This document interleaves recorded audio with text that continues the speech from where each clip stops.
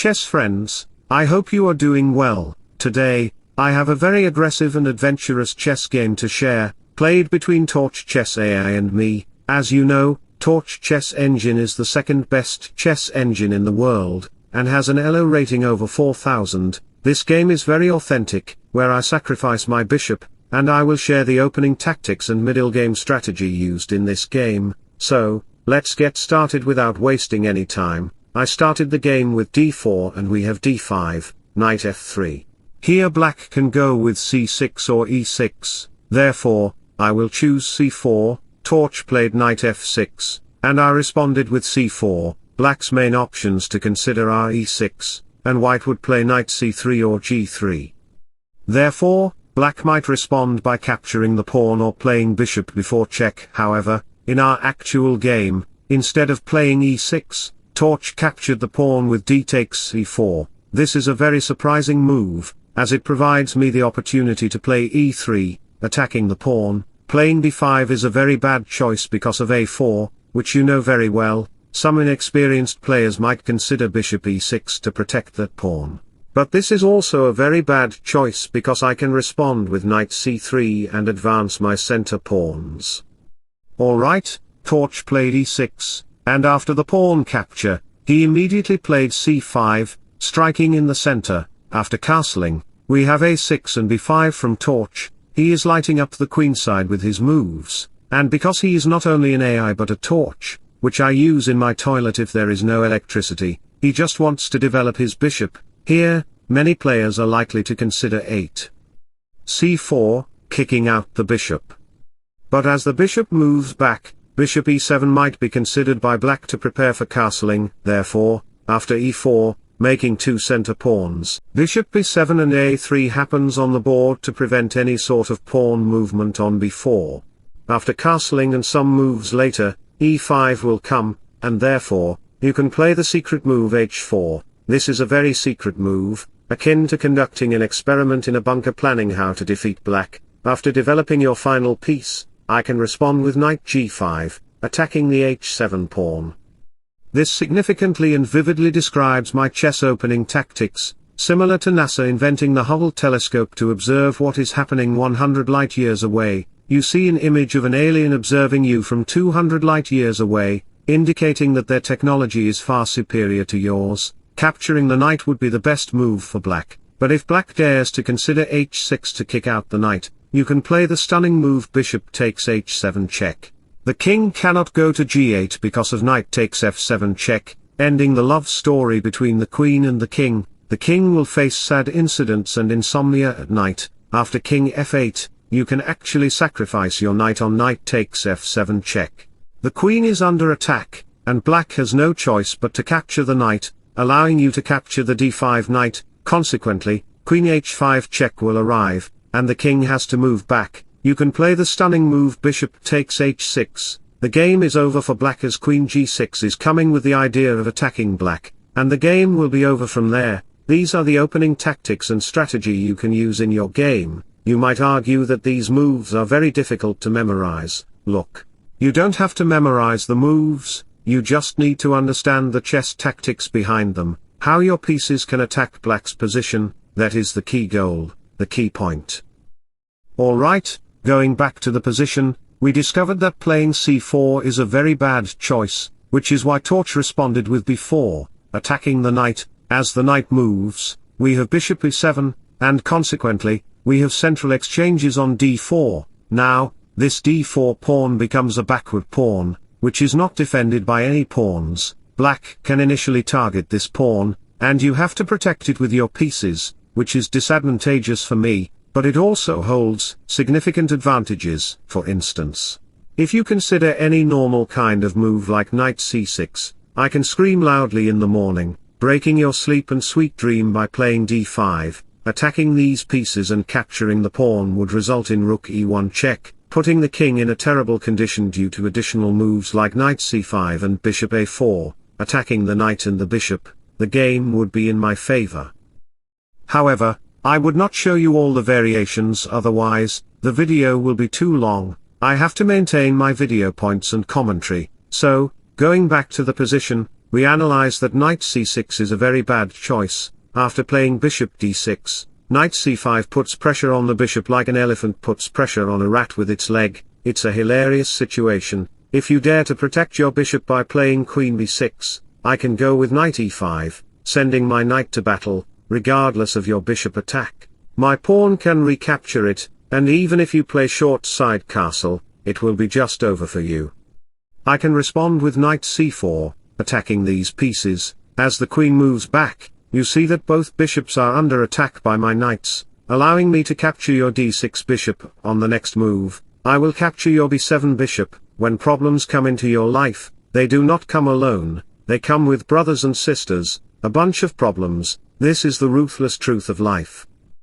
Alright, going back to the position, we discovered that playing queen b6 is a very bad choice, which is why some may consider playing bishop c6. However, this is also a foolish move to protect from the knight attack. It is foolish because I can put a cap on your head and make you look foolish by sacrificing my knight on e6. You are trying to protect your piece and I am determined to sacrifice my piece. That is the difference between you and me, the rat and the god. After knight takes e6, f takes e6, you cannot castle, therefore, rook e1 can come to attack along this file, and knight g5 can make a ruthless attack on your king's side. Bishop d7 looks logical to eliminate the bishop, but after the exchanges rook e1 will follow, king f7 will face queen b3, like walking on the side of the road and a speeding car splashes water on your face. This is akin to that, which is why after bishop takes e7, you will face bishop takes b4, putting pressure on the bishop on e7.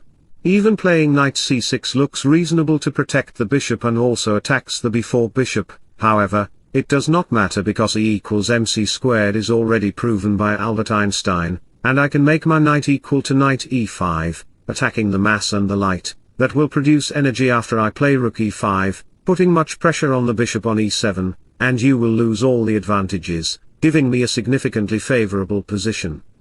So, let me share a beautiful love quote in sudden for you. Love is made up of three unconditional properties in equal measure: acceptance, understanding, and appreciation. Remove any one of the three, and the triangle falls apart.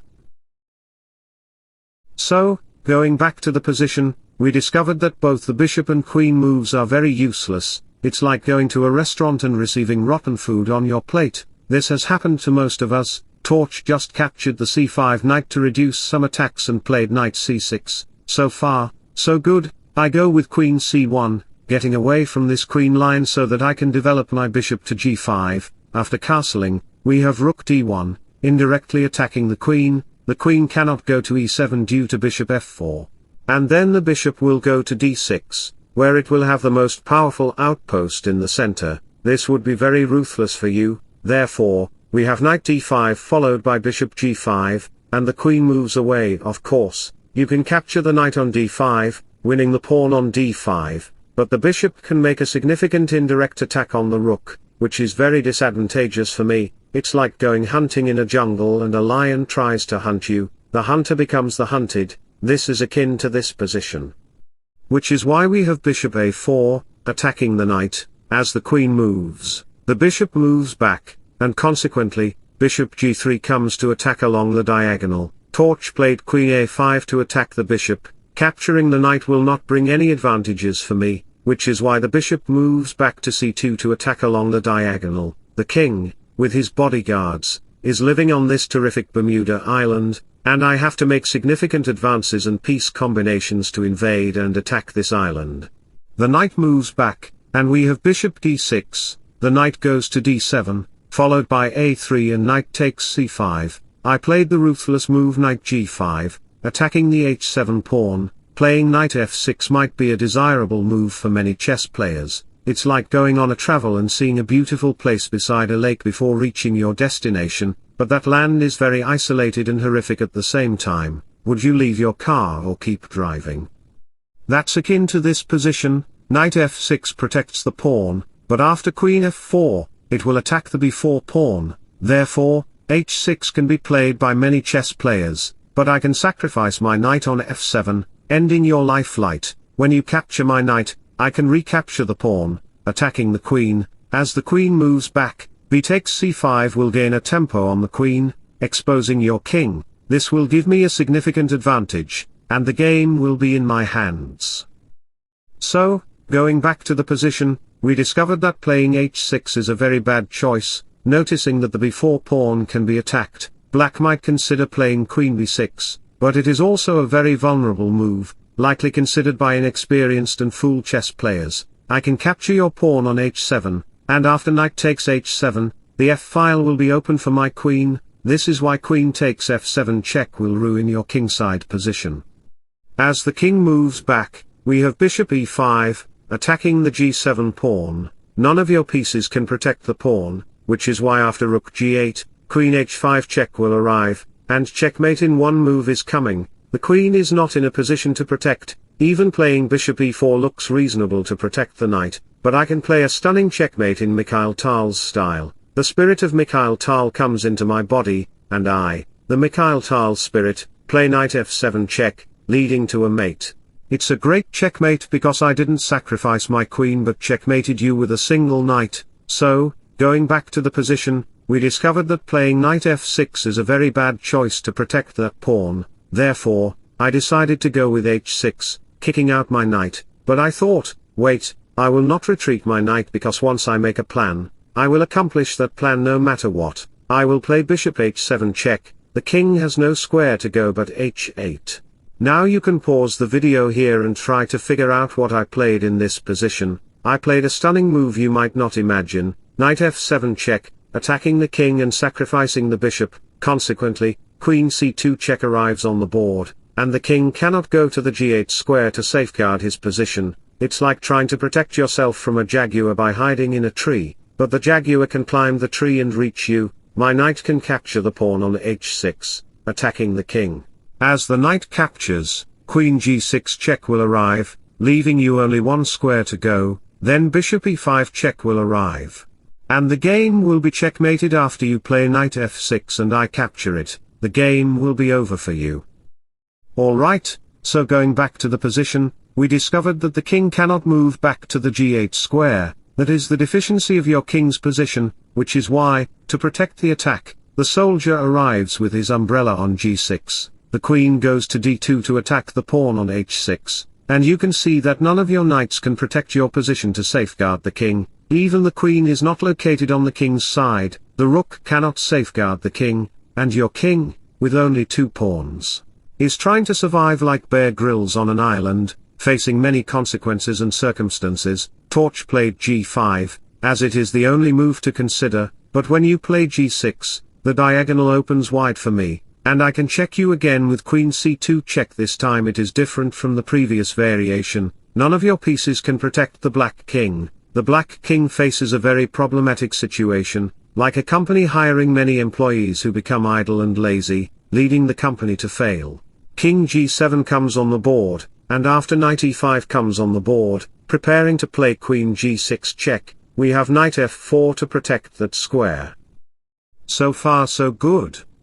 In this position, many chess players might consider playing g3 to kick out the knight, but my queen is threatening your king on g6. It also opens the diagonal for the bishop, and the knight can come anytime on the board. Therefore, black will play knight e4, attacking your queen directly. As the queen moves, knight h3 check can arrive. The king cannot go to these light squares because the bishop, hiding from the Himalaya mountain, can fork your king with the knight on d2.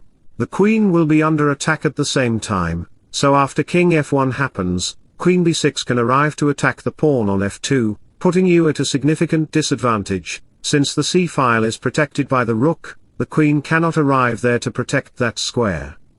Even rook d2 cannot be played because of knight takes d2, and this position is just over for you, like a Takeshi ninja soldier captured by many opponents, unable to escape. Going back to the position, we discovered that playing g3 is a very bad choice, which is why I just captured the knight on c5, as it is the only move to go. But the worst thing is that you cannot capture back my bishop. Let me illustrate what will happen. If you enter a black hole, you will meet a similar body and personality of yourself in front of you. Rook d7 check will arrive, and consequently, queen h7 check will arrive on the board, leading to checkmate in a few moves. ending the game for you. The black hole is a very dangerous thing for any planet or energy in the universe. So, let me share an inspirational AMD mindfulness quote for you. Stress and anxiety are created by how we perceive our experience of life. Change your perception, and you will change your life. So going back to the position, you cannot capture the bishop, due to the potential threat of entering a black hole. Therefore, bishop d5 comes on the board to block the rook's entry point. I played knight d7, a very strong move to protect the bishop. My bishop is threatening to come to d4 to attack the king, and the queen can come to this diagonal, which is very advantageous for me. This is why the queen moves back to d8, trying to protect its territory like a bird protecting its nest from snake invasions. That's the reason why birds build their nests high in trees. We have bishop d4 check, a very cunning move. The king has only 2 squares to go. If you choose to move the king to f7, the game is over for you because I can slap black's face with queen h7 check. As the king moves back, knight f6 check will arrive, the king moves, and bishop e5 comes to siege this diagonal, causing the king many troubles. Queen g8 check is coming, forcing the king to move, and then queen g7 check will lead to checkmate, ending the game. Alright, so going back to the position, we discovered that the king cannot go to the f7 square, which is why Torch, a very powerful chess engine, considered king g8. It's like having 2 roads to choose from, one leading to hell and the other to heaven. Now, will you choose the left or the right road? That's the question. Make your choice and decide your path. This is akin to the position. We have king g8, and after knight f6 check happens on the board, the king has 5 squares to go, but these dark squares are off limits because the bishop is protecting them. Also, queen h7 check is coming. Black cannot move to these squares either because of queen h7 check. This is why Torch decided to capture my knight on f6. It's a great move because my queen is under threat, so I decided to capture the rook on c8 because, consequently, I regained my queen, leaving me with 2 rooks against 2 minor pieces, and a bishop for the rook. This position is quite advantageous for me. Following that, we have b3, and after a few moves, rook exchanges occur on c1, and the bishop captures on g2. The knight is protecting that bishop, which is why I played f4. The bishop needs to move back to f2 to kick out the knight, and that's exactly what happens. After a couple more moves, my rooks reach the 7th rank, allowing me to pick up the f-pawn. You can see my bishop is well protected, and the rook on b4 attacks the pawn, which is completely winning for me. This game between Torch and me was very insightful. I hope you learned some secret strategies and tactics from it. In the end, I promoted a pawn to a new queen and subsequently checkmated him with the queen and bishop. It was a cunning and beautiful game. I hope you enjoyed it very much. Don't forget to like and subscribe to my channel. Wishing you all the best. Bye bye, take care, see you soon.